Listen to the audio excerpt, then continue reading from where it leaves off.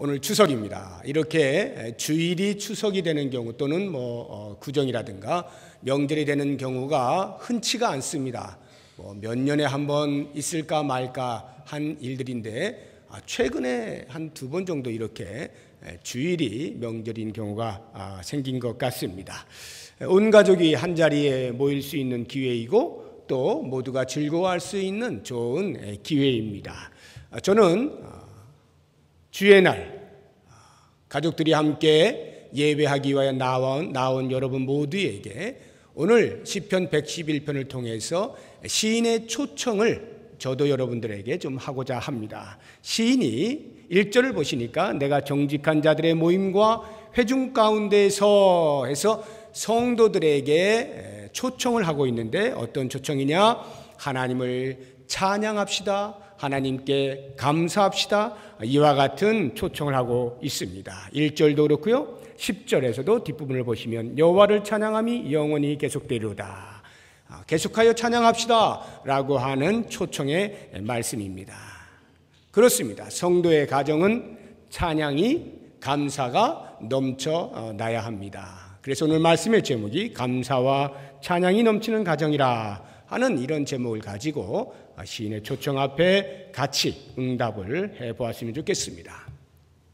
자, 크게 2가지를 말씀을 드릴 텐데 하나는 왜 감사해야 되는가, 왜 찬양을 해야 되는가 그 이유에 대해서, 그리고 우리가 감사와 찬양을 올려드릴 때는 어떠한 태도로 해야 되겠는가 하는 이 2가지를 말씀을 드리도록 하겠습니다.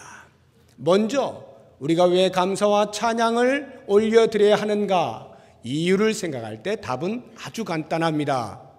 여호와 하나님의 행하시는 일 때문에 그렇습니다. 2절을 한번 보십시오.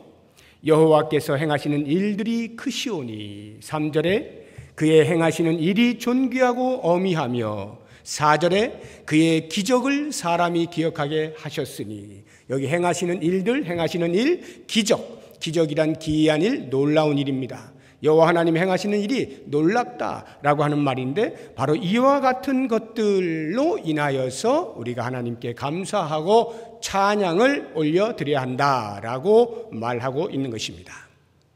그렇다고 한다면 과연 하나님의 행하신 일이 무엇이기에, 어떠한 일들을 하셨기에 그것이 놀랍고 존귀하고 어미스러운가?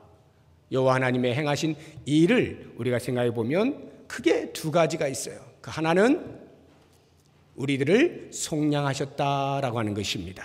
9절 한번 보시기 바랍니다. 여호와께서 그의 백성을 속량하시며. 여기 속량이라고 하는 말은 속전 또는 구속 또는 대속 이런 말과 같습니다. 다시 말하면 죄의 값을 면제하기 위하여 누군가가 대신 지불하는 것을 가리켜서 속전이라 말을 하는 건데요. 오늘날 법정 용어로 하자고 하면 보석금과 같은 것이라 여기시면 되겠습니다.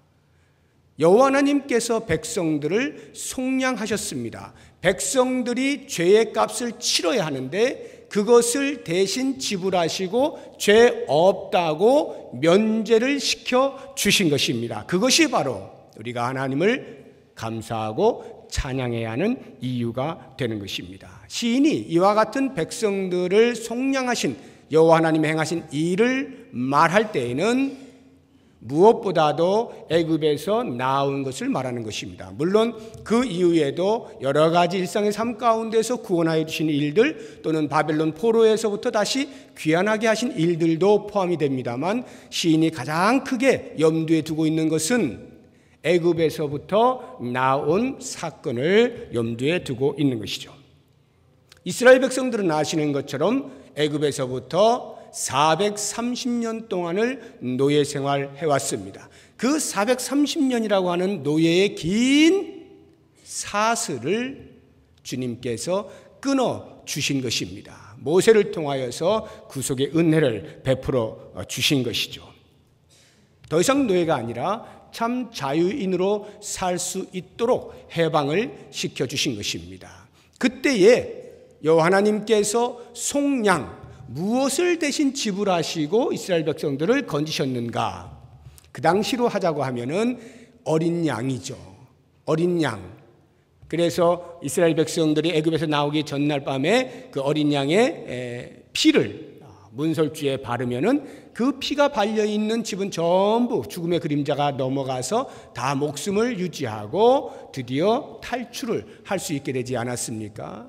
바로 그와 같은 유월절의 그 어린 양의 피, 이것이 예수 그리스도의 십자가의 피 흘리심을 예표하는 것이죠. 애굽에서 이스라엘 백성들이 나왔다라고 하는 것은 예수 그리스도를 믿음으로 말미암아 그리스도 안에 있는 모든 자들이 죄의 사슬로부터 끊어지고 참 자연이 되었다라고 하는 것을 상징적으로 보여주고 있는 사건인 것이죠. 그렇습니다. 이스라엘 백성들이 애굽에서 430년이라고 하는 세월 동안에 그 노예의 사슬을 끊어냈다라고 한다면 여호와 하나님께서는 예수 그리스도를 통하여 그리스도를 믿는 모든 믿음의 사람들을 아담 이후 전 인류가 그 역사 속에서 시간의 흐름 가운데 노예로 살고 있었던 그 죄의 사슬들을 일제히 끊어내시고 그리스도 안에서 참된 자유자로 살아갈 수 있도록 만들어 주신 것입니다. 이것을 우리는 구원이라고 말을 하는 것입니다. 뿐만 아니라 이와 같은 구원이 일시적으로 일어난 것이 아니라 영원토록 보장된다라고 하는 면에서 우리의 찬양의 소리가 더욱 커져야 하는 것입니다. 다시 9절을 보시게 되면 여호와께서 그의 백성을 속량하시며 그의 언약을 영원히 세우셨다라고 말씀하고 있습니다. 그의 언약을 영원히 세우셨다라고 하는 말은 구원받은 자와 맺은 언약이 영원하다는 말은 그 구원 얻음이 영원히 보장된다라고 하는 말과 동일한 것이죠. 그렇기 때문에 우리의 구원은 우리 하나님께서 한번 베푸르신 그 은혜로 인하여서 영원토록 보장된 구원의 은혜를 누리게 되는 것입니다. 그렇기 때문에 우리는 예배할 때마다 주 앞에 예배할 때마다 감사와 찬양으로 영광을 돌려야 하는 것입니다.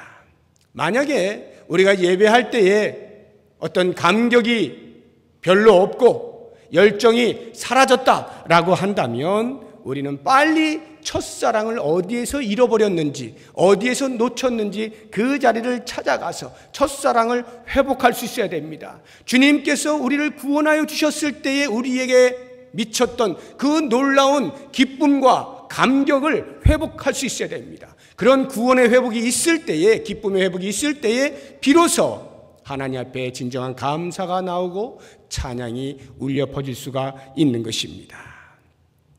이스라엘 백성들을 보십시오. 하나님을 멀리할 때마다, 하나님께 불평하고 원망을 할 때마다 하나님께서는 당신의 종들을 통하여 이스라엘 백성들에게 권면하는 것이 너희들이 애굽에서 나왔던 때를 기억하라. 너희들이 홍해를 건넜던 때를 기억하라. 이렇게 말씀하고 있지 않습니까? 애굽에서 나왔을 때 하나님께서 어떻게 해주셨느냐라고 하는 것을 기억해낼 때 그 기억 속에서 우리는 다시금 감격이 일어나게 되고 감사와 찬양을 올려드릴 수가 있게 되는 것입니다.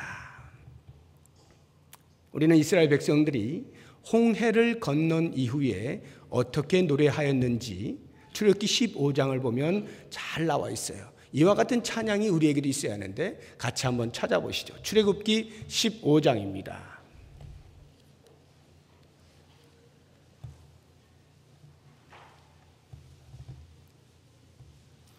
출애굽기 15장 1절 2절 보시겠습니다.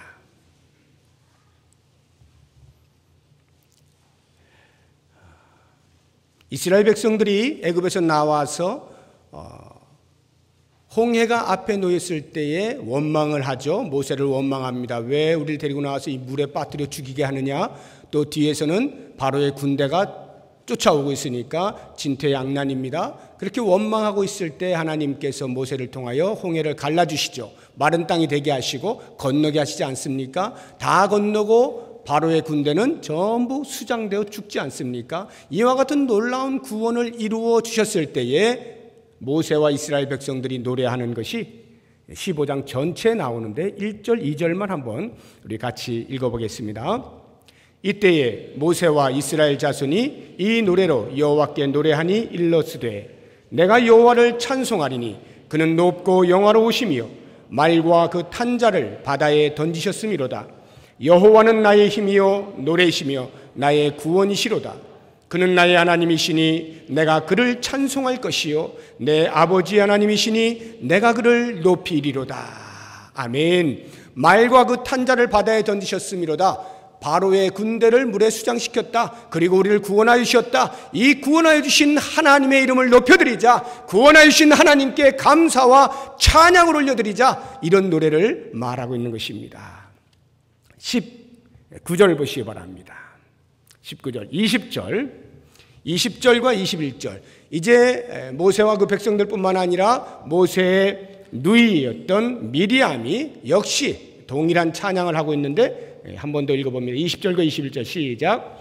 아론의 누이 선지자 미리암이 손에 소고를 잡으매 모든 여인도 그를 따라 나오며 소고를 잡고 춤추니 미리암이 그들에게 화답하여 이르되 너희는 여호와를 찬송하라. 그는 높고 영화로우시며 말과 그 탄자를 바다에 던지셨음이로다 하였더라. 아멘. 우리에게 구원을 베푸신 하나님을 기억할 때 우리는 감사할 수가 있고 찬양할 수가 있는 거예요. 그러므로 우리는 예배 드릴 때마다 언제든지 날 구원하여 주신 그 하나님의 은혜를 깊이 기억하고 나와야 됩니다. 그럴 때 우리의 마음에서 그 구원의 은혜에 대한 감격이 있고 그 감격으로부터 하나님을 향하여 찬양이 올려 드려질 때 그 찬양 하나님이 기뻐 받으시는 거예요.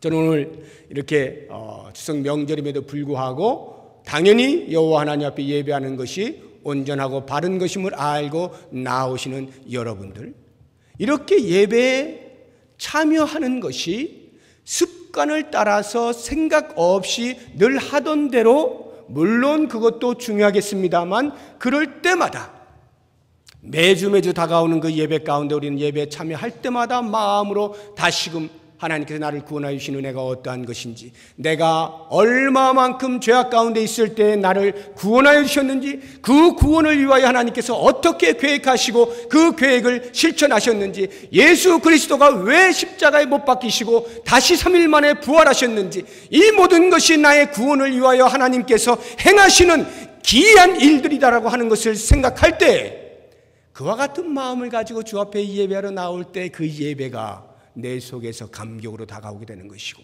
그 구원의 은혜에 대한 마땅한 찬송과 감사를 올려드릴 수 있게 되는 것입니다. 두 번째로, 우리가 왜 하나님 앞에 감사와 찬송을 올려드려야 되는가? 우리에게 일용할 양식을 주시기 때문에 그렇습니다. 5절 한번 보시기 바랍니다. 다시 본문 시편 111편 5절입니다. 여호와께서 자기를 경외하는 자들에게 양식을 주시며, 양식을 주신다. 시인이 지금 생각하고 있는 양식이라고 하는 것은 당연히 광야 생활에서는 만나가 될 것이고, 가나안 땅에 들어가서는 천수에 의하여 경작하여 나온 그 경작물들이 될 것입니다. 그 가운데서도 우리는 만나에 주목을 할 필요가 있겠습니다. 비록 만나가 화려한 뷔페 음식은 아니다 할지라도 그 만나로 인하여 단 한 사람도 광야에서 죽은 사람이 없습니다. 성경을 보게 되면 이스라엘 백성들이 광야 40년을 지나면서 이제 가나안 땅을 눈앞에 두었을 때에 여호수아와 갈렙을 제외한 애굽에서 나온 모든 1세대 사람들이, 20세 이상 장정들이 다 죽습니다. 40년 지나봐야 20세면 60살밖에 안 된 것인데 더 살 수 있음에도 불구하고 왜 여호수아와 갈렙만 남고 다 죽게 되었는가? 그들이 죽은 것은 광야의 삶에서 먹을 것이 없어서, 마실 것이 없어서 죽은 것이 아니라 여호와 하나님의 말씀에 순종하지 아니함으로 죽었다라고 신명기 8장은 우리에게 이야기해 주고 있는 거예요. 그래서 그 유명한 사람이 떡으로만 살 것이 아니요 하나님의 입에서 나오는 모든 말씀으로 산다라고 말씀해 주고 있는 것입니다. 실제로 광야에서 1세대 이스라엘 백성들은 먹을 것이 없다고 불평을 했습니다. 마실 것이 없다고 원망을 했어요. 왜 우리를 이 광야에 내쫓아서 이렇게 먹을 것 없이 마실 것 없이 힘들게 살아가게 하느냐라고 불평을 했지만 정작 그들이 죽은 것은 못 먹어서 죽지 않았어요.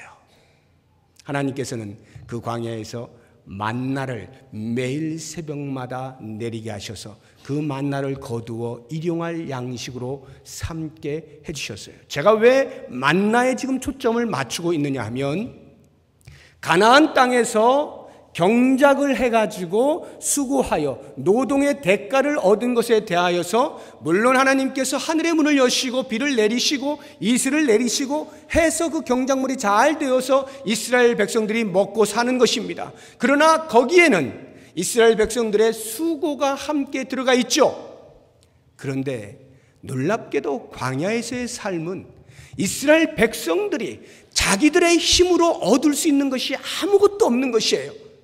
이스라엘 백성들이 광야에서 만난 만나라고 하는 것은 내 힘으로 어찌할 수 없을 때 하나님께서 강권적으로 하늘로부터 먹을 것을 내려주신 것이 만나입니다. 그래서 그들이 말합니다. 이 만나를 보고 이것이 무엇인고? 그들의 손으로는 도저히 얻을 수 없는 것이에요. 만들어낼 수도 없는 것입니다. 광야의 삶이라는 것이 그런 거예요. 어쩔 수 없이 굶어 죽을 수밖에 없는 그 광야의 환경 속에서 하나님께서 매일같이 당신의 자녀들에게 먹을 것을 공급해 주신 것이 만나인 것입니다. 그래서 이스라엘 백성들이 광야 생활하는 40년 동안 가나안 땅에 들어가기까지 바로 가나안 땅에 들어가 첫 발을 내딛는 그 순간 만나가 멈춥니다. 그때까지는 광야 40년 동안 매일같이 만나가 내린 것입니다. 그래서 다시 5절을 보시게 되면 여호와께서 자기를 경외하는 자들이 양식을 주시며 그의 언약을 영원히 기억하시리로다. 언약을 영원히 기억하셔요. 내가 너희들을 보장해 줄게. 내가 너희들을 살려줄게. 아브라함에게 약속하신 것, 모세에게 약속하신 것, 다윗에게 약속하신 것, 예레미야에게 약속하신 것, 그렇게 언약을 맺으신 그 하나님은 그 언약에 신실하게 응답하시면서 계속적으로 먹을 것을 공급해 주시겠다라고 약속을 하시는 거예요. 사랑하는 성도 여러분, 그렇기 때문에 우리들은 염려하지 말아야 하는 것입니다. 염려하지 말아야 돼요. 제가 요즘에 우리 성도님들 생활이 어렵잖아요. 삶이 어렵고 사업이 제대로 되는 사업이 없잖아요. 제가 사업장 신방을 계속 하고 있는 중에 똑같이 듣는 말이 있습니다. 안 돼요. 안 돼요. 요즘 안 된다는 거예요. 한 사람도 먹고 살만해요라고 말하는 사람이 없어요. 전부 힘들다는 거예요. 예년에 비해서 훨씬 수입이 줄어들었어요. 동일하게 하는 말입니다. 이 사회가 지금 먹고 사는 일에 어려움을 겪을 만큼 위기 가운데 있다라고 하는 것을 쉽게 찾아볼 수 있는 대목입니다. 힘들죠. 그럼에도 불구하고 그 힘든 속에서 말하고 있는 그 말투에서 사람마다 조금씩 다르다는 것을 제가 느꼈어요. 어떤 사람은 그럼에도 불구하고 먹고 살만해요. 그럼에도 불구하고 하루하루 살아요. 그럼에도 불구하고 하나님이 은혜를 주셔서 지금 삽니다 하는 사람이 있는가 하면 정말 고단한 사람, 힘든 사람은 정말 죽겠어요.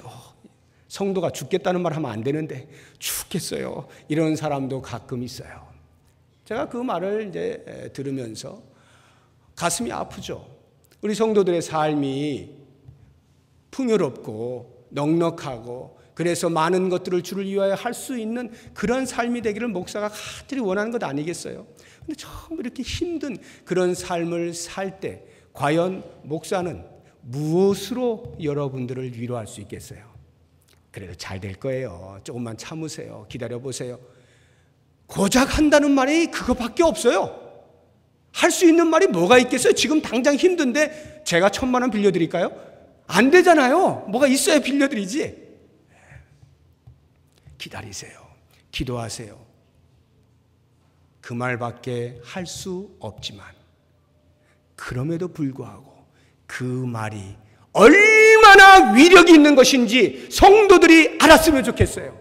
그 말을 들을 때 하나님께서 당신의 백성들을 보살피시고 지키시고 매일같이 먹이신다고 하는 이 놀라운 사실로 인하여 염려하지 않았으면 좋겠습니다.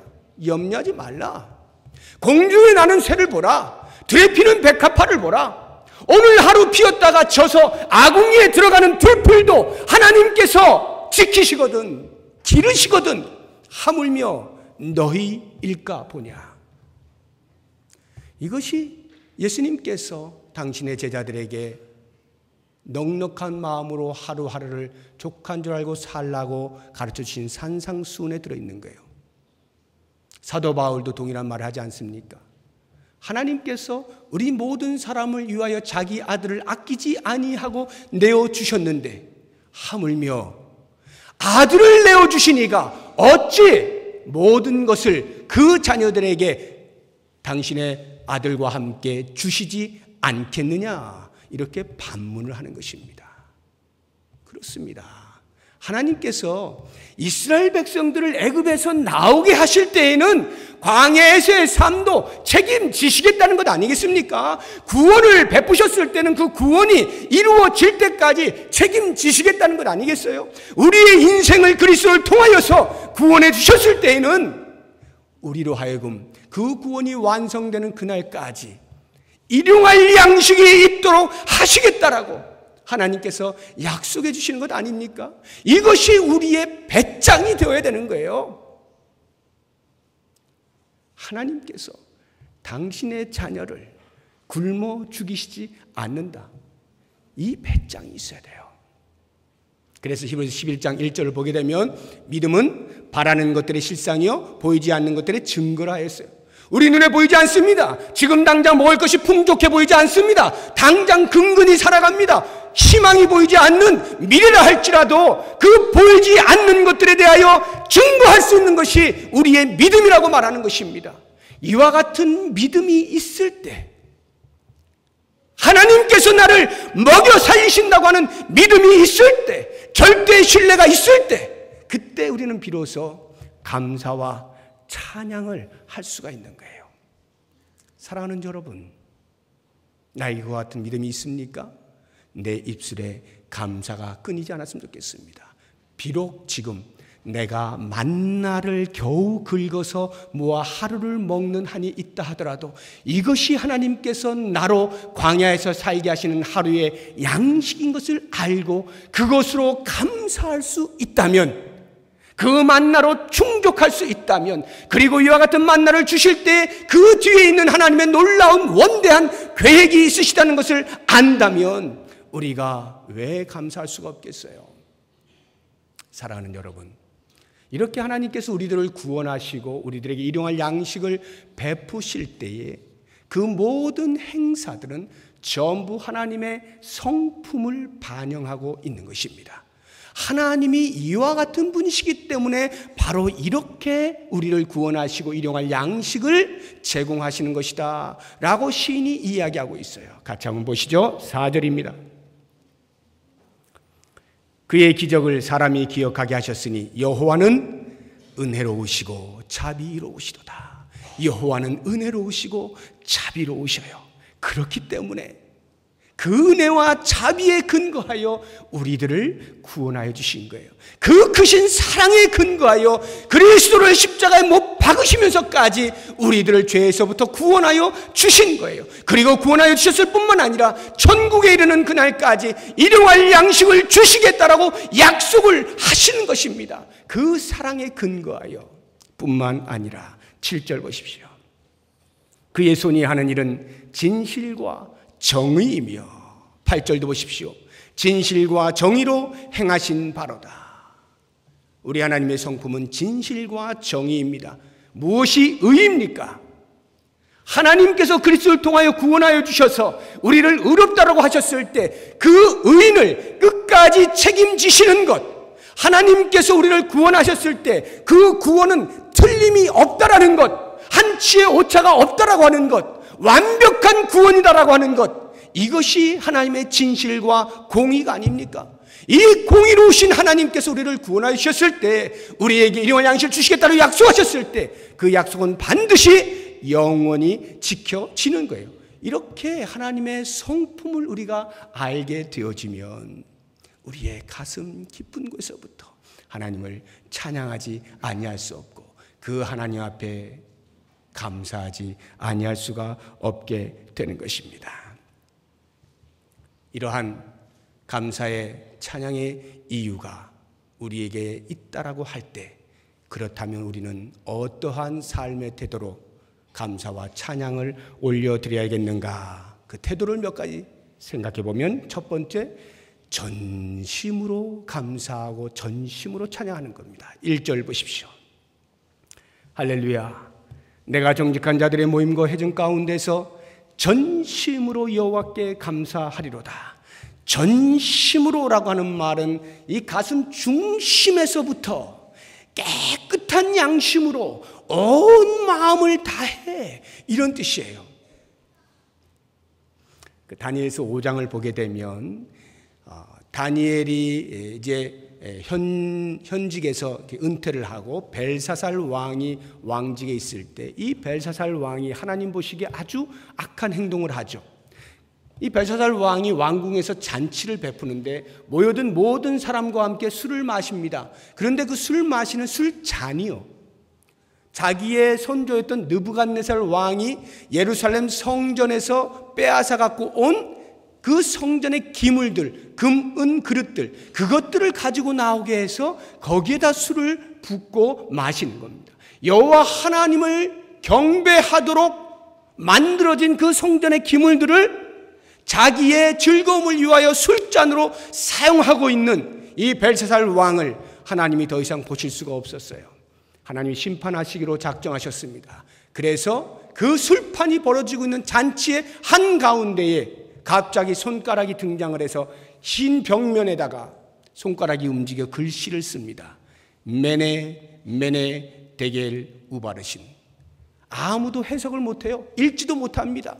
그 나라에 똑똑하다고 하는 모든 술사들이 다 와서 해석을 해보려고 하지만 글씨도 못 읽어요. 그때 어떤 한 사람이 다니엘을 부릅니다. 다니엘이 와서 해석을 해줍니다. 메네 메네 데겔 우바르신.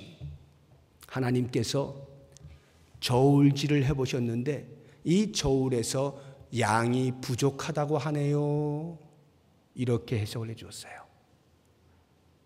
저울에서 하나님께서 원하시는 그 무게에 부족하다. 벨사살 왕이 그렇다. 그 바벨론 나라가 그렇다라고 하는 거예요. 하나님의 심판이 임할 것이다 라는 뜻이겠죠. 우리가 하나님을 감사하고 하나님을 찬양한다라고 할 때 전심으로 한다는 말은 바로 이것입니다. 메네메네 데겔 우바르신. 혹시라도 우리가 하나님을 찬양할 때 우리의 마음이 하나님께서 저울질을 하였을 때 부족한 상태로 찬양을 한다면 하나님이 받으시겠느냐 이 말이에요. 100% 우리의 마음에 있는 모든 불순물들을 다 제거하고 깨끗한 양심을 가지고 하나님께서 찬양을 받으시기에 합당한 분이십니다 라고 하는 고백으로 전심으로 찬양을 할 때 하나님이 그 찬양을 받으시는 거죠. 신명기 6장 4절에 보면 쉐마 이스라엘 있죠. 이스라엘아 들으라, 들으라 이스라엘아. 그리고 그 다음에 바로 나오는 말씀이 너는 마음을 다하고 뜻을 다하고 힘을 다하여 너의 하나님 여호와를 사랑하라, 이렇게 말씀하고 있습니다.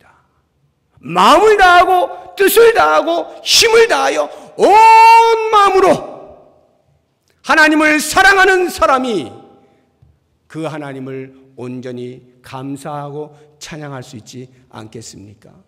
하나님을 사랑하는 그 마음으로 하나님께 감사하는 거예요. 제가 한 2주 전인가요? 수요 기도의 시간에 잠시 제가 마음에 감동이 된 것이 있어서 소개를 한 적이 있는데,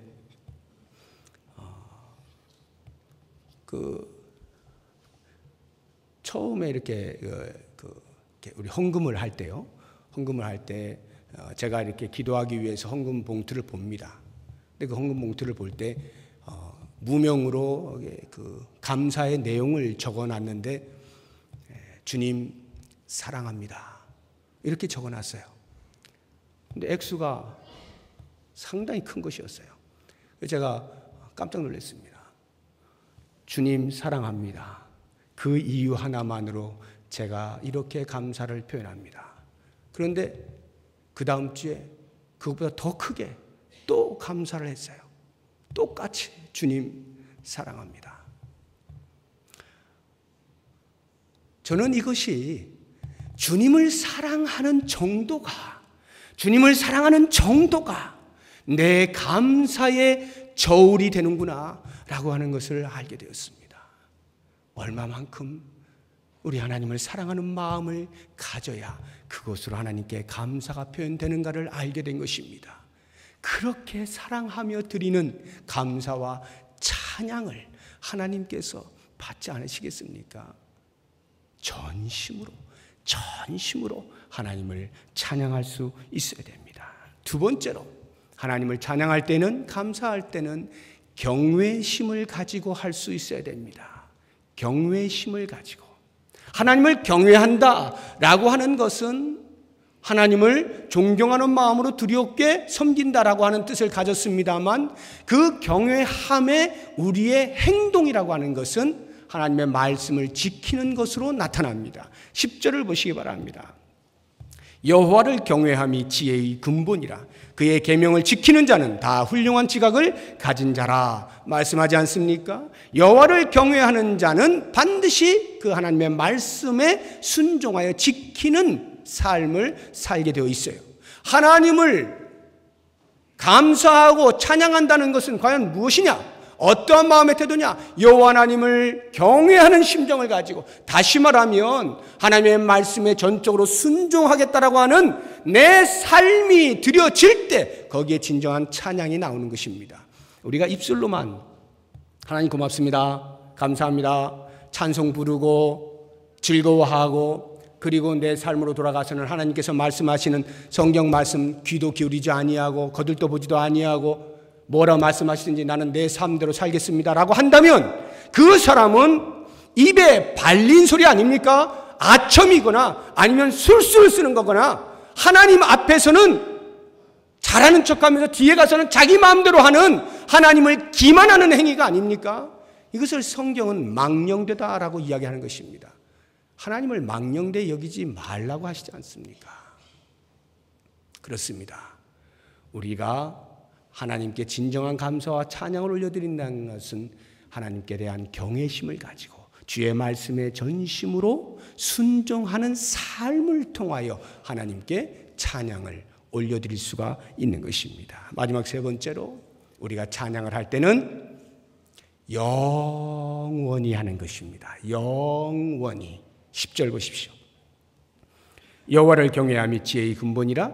그의 계명을 지키는 자는 다 훌륭한 지각을 가진 자이니 여호와를 찬양함이 영원히 계속되리로다. 이 시인이 이렇게 말하는 거예요. 사랑하는 성도들이여, 하나님을 찬양합시다. 영원토록 찬양합시다. 이렇게 지금 권면하고 있는 거예요. 보세요. 왜 하나님을 영원토록 찬양하자고 말을 하고 있을까? 저는 생각해 봤어요. 영원이라는 게 어디까지가 영원인가? 영원, 시간의 끝이 없다 이 말 아니겠습니까? 우리의 시간의 끝은 죽는 것입니다. 그러니까 죽는 순간까지 찬양을 하면 이 땅에서는 영원이에요. 그런데 더 놀라운 것은 말이죠, 이 땅으로 끝나고 다음 세계가 있는 우리 성도들은 그 다음 세계에는 시간의 끝이 없는 영원을 살지 않습니까? 그 영원의 삶 동안에 우리가 하는 일이 뭘까? 천국에서 우리가 할 일이 뭘까? 믿음 잘 지키기 위해서 막 부둥켜 안고 기도원 가가지고 소나무 뿌리 흔들고 그렇게 할 것 같습니까? 절대 그렇지 않습니다. 절대 그렇지 않아요. 그건 이 땅에서만 하는 거예요. 그런데 저 천국에서도 끝나지 아니하고 계속하는 게 한 가지가 있어요. 그게 바로 예수 그리스도 어린 양 보좌에 둘러서서 그 주님을 찬양하는 거예요. 찬양하는 거예요. 하나님 아버지와 더불어서 함께 모여 즐거이 하나님이여 영광을 받으십시오. 피조물 된 우리들이 창조주 여호와 하나님을 향하여 끊임없이 노래하는 것, 이것은 우리가 이 땅으로만 끝나는 게 아니라 저 천국에서도 영원토록 우리가 해야 할 딱 유일한 한 가지입니다. 그런 면에서 영원히 찬양하라 할 때 우리가 적어도 이 땅을 사는 동안에 내가 마음이 내키면 찬양하고 마음이 내키면 감사하고 마음이 내키지 않으면 어려운 일이 봉착했으면 일이 풀리지 않을 때면 인상 푹 쓰고 하나님이 도대체 어디 계시는가? 하나님이 나를 살펴보시기는 하는 것인가? 원망과 불평을 쏟아내면서 찬양을 하지 않는다면 그것은 성도의 모습이 아닌 겁니다. 성도는 영원히 끊임없이 그것을 2절 보면 여호와께서 행하시는 일들이 크시오니 이를 즐거워하는 자들이 다 기리는도다 라고 해서 이 기린다라고 하는 말이 끊임없이 찾는다는 거예요. 끊임없이 찾고 연구하고 발견하고 뭐 하려고요? 그렇게 그 귀한 행적을 이루어내신 여호와 하나님을 찬양하려고 그렇습니다. 만약에 지금 나의 신앙생활에서 감사가 멈춰져 있다면, 만약에 지금 내가 신앙생활 하는데 내 찬양의 소리가 전혀 흥겹지 않다면, 내 입술에서 찬양의 소리가 나오지 않는다면 곧바로 진단을 받으셔야 됩니다. 영적인 진단을 받아야 돼요. 콧물을 흘리면 감기 증상이로구나 병원을 바로 가서 주사를 맞아야 되는 것처럼 우리의 신앙의 삶에서 감사가 떨어지고 부정한 말과 불평한 말들이 많이 나오고 찬양이 거의 나오지 아니하고 인상을 쓰고 있다라고 한다면 빨리 진단을 받으셔야 됩니다. 좋지 않은 증상이에요. 영적으로 하나님으로부터 멀리 떨어져 가고 있다라고 하는 증상인 것입니다. 정말로 하나님을 사랑하고 하나님 앞에서 바른 신앙생활을 하는 사람의 정상적인 모습은 감사와 찬양이 끊어지지 않아요. 늘 있어요. 이 감사와 찬양은 내가 신앙생활을 얼마나 정상적으로 잘하고 있는가, 얼마나 수준이 있는 신앙생활을 하고 있는가를 가늠하는 척도가 되는 것입니다. 그러므로 사랑하는 성도 여러분, 이제 오늘 말씀을 전체를 다시 한번 묵상해 보시기 바랍니다. 왜 우리가 하나님을 찬양하는가? 우리에게 베푸신 놀라운 구원의 은혜와 그 구원이 완성되기까지 광야 같은 이 삶을 사는 동안 당신의 자녀들, 당신의 백성들에게 단 하루도 굶기지 아니하시고 일용할 양식을 베푸시는 좋으신 하나님이시기에 그 하나님을 찬양하는데 우리의 온 마음을 다하여 저울에 달아도 부족함이 없는 전심으로 내 일상의 삶 가운데서 하나님의 말씀을 순종한 그 삶을 통하여 하나님을 찬양하고, 이 찬양이 내 삶의 어떠한 환경과 관계없이 끊임없이 주님 부르시는 그날까지, 아니 주님이 부르셔서 천국에 도착하면 그때로부터 영원토록 계속하여 하나님을 찬양하는 그와 같은 삶, 이것이 시인이 회중들에게 초청하고 있는 모습이고, 제가 오늘 이 추석 명절에 주 앞에 예배하는 것이 옳은 줄 알고 나와 예배하시는 여러분 모두에게 함께 초청하며 여호와 하나님을 온전히 찬송합시다. 여호와 하나님께 감사합시다. 우리의 영원한 삶이 되게 하십시다. 이렇게 증거합니다. 이러한 말씀을 들으시면서 주님, 내 삶이 영원히 감사가 끊어지지 아니하고 찬양이 끊어지지 아니하는 복된 삶 되게 해주십시오. 기도하시는 귀한 시간 되시기를 바랍니다. 기도하겠습니다. 하나님 고맙습니다. 우리의 삶 가운데 늘 감사가 끊어지지 않기를 원합니다. 찬양이 끊어지지 않기를 원합니다. 하나님을 영원토록 높이기 원합니다. 잘 될 때에도 잘 되지 아니할 때에도 형통할 때에도 길이 굽을 때에도 하나님의 뜻을 기억하며 늘 감사와 찬양이 끊어지지 아니하는 우리의 삶이 되게 하여 주옵소서. 예수님의 이름으로 기도드립니다. 아멘.